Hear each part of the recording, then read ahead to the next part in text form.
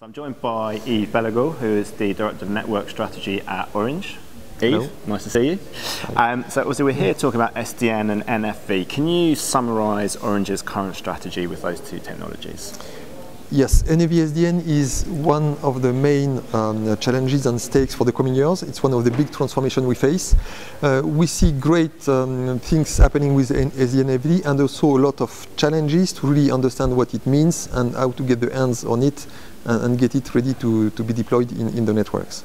Okay, so tell us exactly kind of what are some of the things you're concretely doing at the moment with those two technologies? So one of the first steps to master SDN and NFV features is to do trials, and at the moment we are doing various proof of concepts.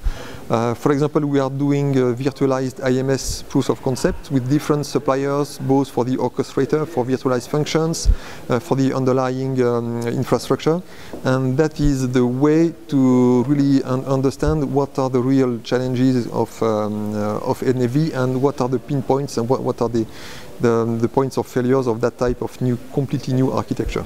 Okay, so you mentioned challenges and pain points. Give us an idea of some of the real ones that you're coming across. Yes, for example, having one orchestrator that is capable of managing virtualized functions from different suppliers. That is something that exists on paper, exists a bit in practice, but there's still a bit of development still to be made to have really smooth interworking and to have, in fact, easy configuration. This is the type of thing that we look at. How can we operate these solutions? And this is where one area where there is a bit of development to be made so that we can really operate NFV functions easily. Okay, you mentioned suppliers there, obviously a key part of the whole ecosystem. How is the implementation of SDN and NFV kind of changing the relationship with the vendor community? In fact, from our point of view, there is no really big change in the sense that we have from always we have worked in standardized environment with different suppliers. We put a lot of importance in interoperability, so that was the case previously in all our networks. It will still be the case with the NFV. So we need to have different functions from different vendors that are interoperable, and we need an orchestrator that can really manage functions from different vendors. So that will still remain our requirements.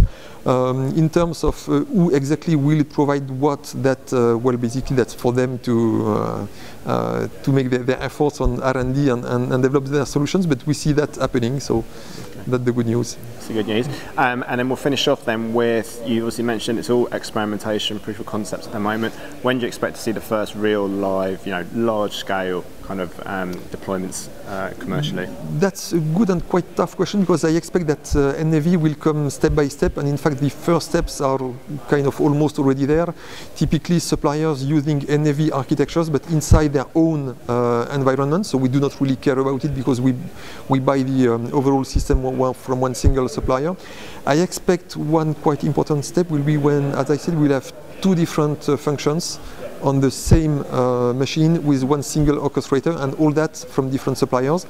That is not in the field in our networks today. That will take a bit from you, still a few months or years to come.